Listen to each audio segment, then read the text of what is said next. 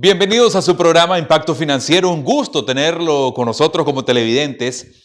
Hoy vamos a hablar en un reportaje que les vamos a presentar sobre FDL, que hace su gran propuesta de convertirse o de ser una microfinanciera a convertirse a un banco. De hecho, vamos a presentarles en los próximos días reportajes que hablan de la experiencia que han tenido principalmente productores con esta microfinanciera hasta el momento. Vamos a presentarles también la historia de Autolux, una empresa. Yo les decía en algún momento que yo asociaba, cuando veía este logotipo de esta empresa en los vehículos, asociaba que era una empresa extranjera. Pero me termino percatando que es una empresa nacional, una pequeña empresa nacional y exitosa. Vamos a hablar a propósito también de que FDL tiene varios programas orientados al cambio climático. Vamos a presentar y vamos a conversar con Juan, a quien le damos la más cordial bienvenida, porque el tema va a ser casualmente el cambio climático y las consecuencias que trae el no reflexionar sobre el tema. Bienvenido. Gracias, Justo, un gusto. Y la verdad que vamos a empezar hablando de un tema calientito, ¿no? ¿Qué vemos ahí en el primer gráfico? ¿Cómo estás viendo ese mundo que está ligeramente vendado, ligeramente atemperado? ¿Qué impresión te da? Bueno, Juan, lo que estoy viendo es a un mundo convaleciente, a un mundo enfermo, a un mundo que lo hemos llevado nosotros por nuestras malas acciones. Lo que está pasando ahorita, y eso no lo estoy inventando yo, pues es el resultado de la acción humana a todos los niveles. Probablemente no es tan duro. De hecho, alguien dice que algún día vamos a vivir en otro planeta, pero de pronto este es el único que nos queda. Y en la práctica, cuando entramos a hablar de cambio climático, estamos tocando precisamente las variaciones en dos elementos fundamentales: nivel de lluvia y el nivel de temperatura. O sea, mucha lluvia son inundaciones. Vamos a entrar a la siguiente diapositiva y ahí vemos una situación donde con mucha lluvia tenemos gente sufriendo inundaciones, con una situación muy complicada, y de otro lado, muy poca lluvia significa que no podemos producir, no podemos cosechar, no podemos generar alimentos y tenemos una población cada vez más creciente. Nosotros ya empezamos a ver las consecuencias del cambio climático. Por ejemplo, llueve cuando no tiene que llover, o deja de llover cuando no tiene que dejar de llover. Caso concreto, el fenómeno del niño, el fenómeno de la niña. Pero está demostrado también a través de varios estudios que el efecto que está teniendo en la salud humana. Ya hay reportes, por ejemplo, la vez pasada estaba viendo yo un reporte que hablaba sobre el nivel de incidencia del cáncer de piel, que está asociado también al descalabro, al daño que le hemos causado a nuestro planeta. Bueno, lo que toca es, a esta altura, en el nivel micro que estamos, naturalmente no contaminamos lo que contamina a Estados Unidos o China, que ahora es el mayor contaminante del mundo, sino lo único que nos queda es, bueno, frente a esa situación, cómo podemos protegernos y cómo podemos proteger el terreno, la tierra, para que no se vaya erosionando y que pueda mínimamente ser más resistente frente a cambios de mucha lluvia o poca lluvia, inundaciones, huracanes y sequías. Fíjate, Juan, que en algún momento yo decía, yo creo que nosotros somos el único ser vivo sobre la tierra que tropieza 2 veces con la misma piedra, inclusive que está destruyendo su hábitat. De hecho, nosotros somos los responsables de destruir el hábitat de las demás especies que habitan o que cohabitan en la tierra. Y esa es la pregunta que nosotros nos hacemos, Juan. ¿Hemos aprendido la lección? Nosotros estamos siendo mucho más consciente que hace algunos años o que hace pocos años sobre las consecuencias que va a tener si nosotros no nos detenemos del daño que le estamos haciendo a nuestro planeta. Hay una frase famosa que dice que la letra entra con sangre, ¿no? De hecho, aunque no querramos reconocer o no seamos plenamente conscientes de la magnitud del cambio, ya estamos empezando a vivir algunos de sus efectos. Por ejemplo, el año pasado el 2012, se tuvieron elementos muy fuertes con la afectación de una plaga que fue la roya del café, ¿no? Que originó pérdidas cuantiosas no solamente a los productores, pero también en muchos casos a las instituciones financieras que tenían créditos otorgados a esos productores. Y he ahí uno de los efectos que puede darse. O sea, con el cambio climático se están generando suelos mucho más débiles frente a inundaciones o sequías, más difícil que se recuperen, pero también muchas más plagas que están afectando la cantidad de alimentos que se producen. Y en un país tan rural como es Nicaragua o la mayoría de los países en Centroamérica, naturalmente que el efecto pega muchísimo. Estamos hablando a todos los niveles, Juan, de adaptación al cambio climático. Ya no estamos hablando de luchar contra el cambio climático, sino adaptarnos, porque es un hecho que las consecuencias las estamos viviendo. Las empresas, me pregunto, las empresas que están implementando acciones para mitigar el impacto de estos cambios que se están dando en nuestro planeta, ¿serán las únicas que van a lograr sobrevivir o sobreponerse a las que no lo hacen? Yo creo que la respuesta a esa pregunta depende de una palabra que técnicamente se llama resiliencia, quiere decir la adaptabilidad. Y precisamente vamos a entrar ahí ahora a ver este tema de la adaptabilidad. Hablamos de cómo nos protegemos frente a estos elementos y toca ver de qué manera se está protegiendo la tierra, o sea, el nutriente del suelo, y de qué manera se están protegiendo las fuentes de agua, ya sea con cosecha de agua o con sistemas de riego. El elemento práctico, lo que uno puede ver es que la experiencia ha mostrado que las empresas en Nicaragua que estaban dedicadas a producir café, en el caso de las que fueron afectadas por la roya, pasaron de tener pérdidas entre 15 y 30% al haber adaptado medidas de mitigación, cambio del tipo de cosecha de sombra, al haber hecho ciertas medidas que les permitieron adaptarse, pasaron a tener incrementos de productividad del orden de 15, 20, 30% y no tuvieron pérdidas por afectaciones de nuevos elementos plaguicidas, ¿no? Yo creo que el FDL, a propósito que al inicio estábamos hablando sobre el trabajo que ha hecho con el sector agropecuario, tiene un gran reto. El tema de capacitación, y tienen un programa que está orientado casualmente al tema medioambiental, a cómo mitigar los efectos del cambio climático. Pero no me quiero referir ahorita a eso, Juan. Me quiero referir a FDL como una institución de microfinanza que debe ser un referente para las demás instituciones de microfinanza, y no solamente instituciones de microfinanza, sino también para las demás entidades financieras. Generalmente, si usted hace una encuesta entre todos los bancos, se va a percatar que los bancos actúan con mucha cautela cuando se trata de apoyar iniciativas agrícolas o agropecuarias. FDL ha dicho, yo confío en el sector, y ese crecimiento lo ha tenido en parte por haber apostado al mismo.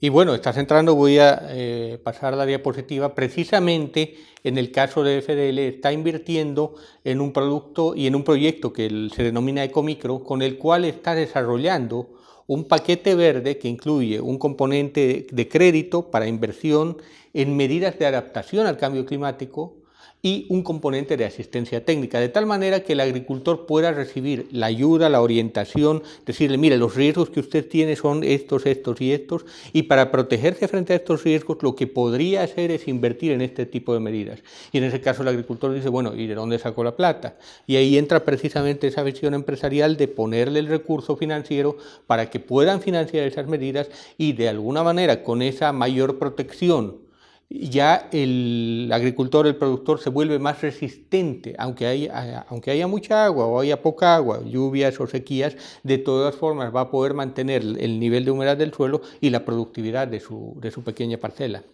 Una de las preguntas que le hacía el gerente general de FDL era ¿cuál era la clave de éxito de esta institución de microfinanza? Y él decía algo muy importante, nosotros no solamente otorgamos el crédito a las instituciones o a los pequeños, medianos y grandes productores, sino que damos o hacemos un acompañamiento técnico, de tal forma que estamos pendientes de lo que está haciendo, estamos pendientes de si las técnicas que está utilizando en la producción agrícola o la misma ganadería son las adecuadas. Le hacemos un acompañamiento también en el manejo de las finanzas. Eso ha permitido, dice, que nuestros empresarios o nuestros clientes crezcan al mismo nivel o de la misma manera que lo estamos haciendo nosotros como institución de microfinanzas. ¿Tu comentario, Juan?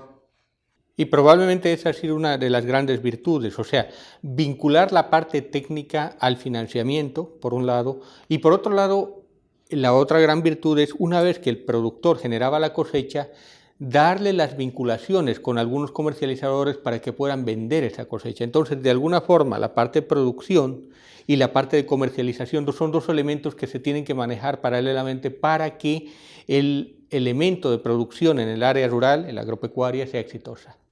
Bueno, Juan, muchísimas gracias como siempre por traernos temas como el que nos trajiste hoy. Tal vez para muchos hombres nos salimos un poco de la característica general del programa de abordar temas microfinancieros, el tema de educación financiera. Hablamos del tema del cambio climático, las consecuencias que está teniendo el cambio climático en la vida humana a todos los niveles. Gracias, Juan. Y claro, si me permites un comentario también, uno dice, bueno, ¿y en casa yo qué puedo hacer? Yo vivo en la ciudad, no produzco en el campo. Bueno, puedo empezar a tratar de ser parte de la solución optimizando el uso de energía eléctrica, optimizando el uso de combustibles, que de un lado me dan más economía para el hogar y de otro lado están cuidando el planeta, que dicen el planeta no es otra cosa, no es que lo vamos a heredar a los hijos, sino que lo estamos recibiendo prestado de nuestros nietos. Muchas gracias, Juan, como siempre, por acompañarnos. Y regresamos en segunditos con ustedes.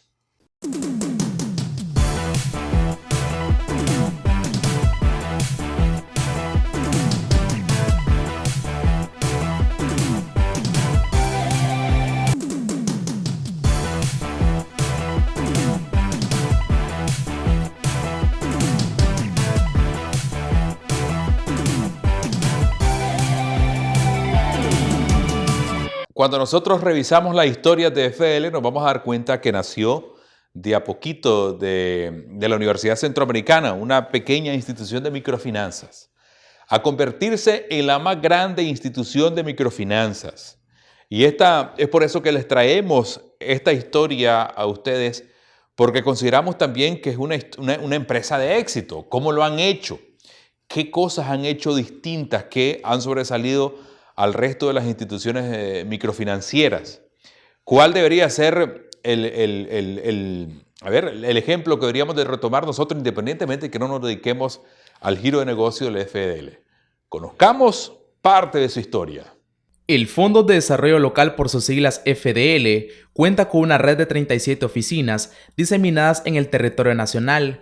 De acuerdo con el gerente general Julio Flores, el FDL es la institución más grande en el área de microfinanzas del país. Es que tenemos un tendido de sucursales donde la mitad está en el sector rural.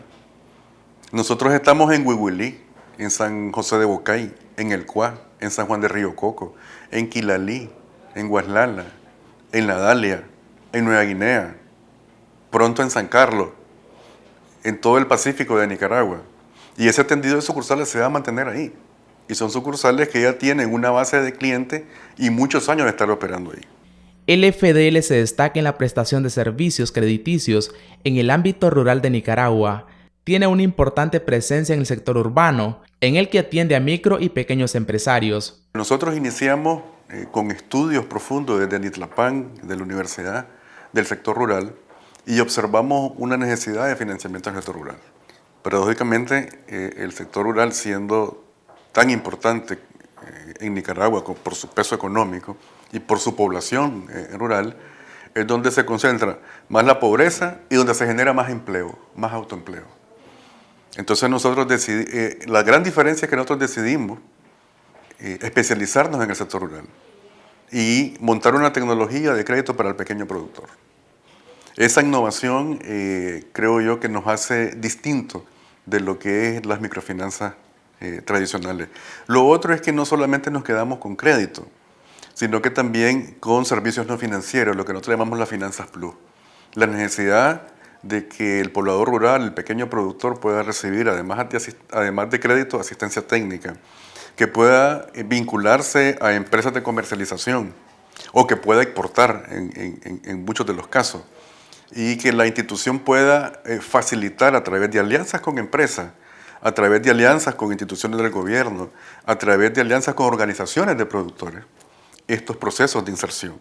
Esta institución posee una cartera de más de $70 millones colocados en más de 60,000 clientes, de los cuales el 70% son créditos de comercio, servicio y vivienda, un 30% agropecuarios y un 51% del total de clientes son mujeres. El personal está claro que nuestro trabajo se debe hacia los segmentos que nosotros hemos decidido atender.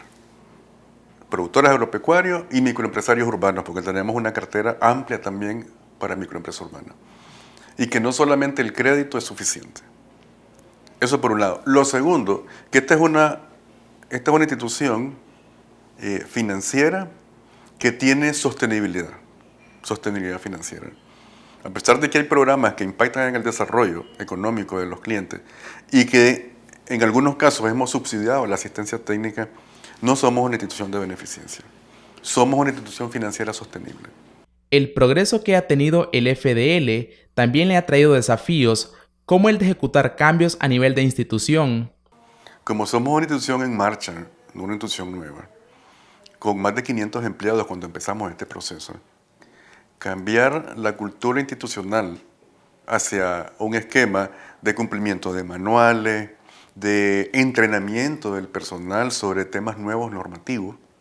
Entonces, una batería de talleres de capacitación amplia, permanente, a lo largo de 3 años a todo el personal, ese es un segundo desafío fundamental. Y el tercero son los costos, ¿verdad? Los costos que implica esto en términos de cambio tecnológico. Tuvimos que cambiar software también, que lo hicimos a mediados del 2012, en una plataforma más potente, más robusta, como dicen los tecnológicos, los técnicos, ¿verdad?